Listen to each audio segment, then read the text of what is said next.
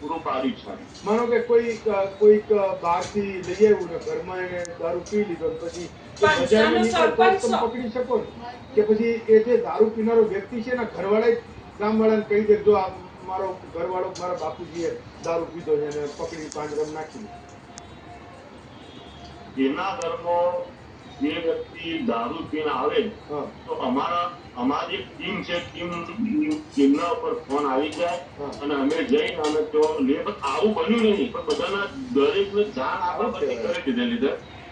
જો કોઈ દારૂ પીને આવે તો અમને જાણ કરી દે.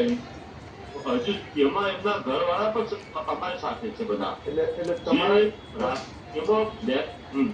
તમારા ગામમાં લોકોને યમરાજાનો ડર કદાચ નહીં લાગતો, પાંજરાનો જોરદાર ડર લાગે છે. મને ખરેખર નવાઈ લાગે છે કે ખાલી પાંજરું મૂક્યું ગામમાં કોઈ દારૂ ના પીવે, આ જોરદાર ઘટના. એટલે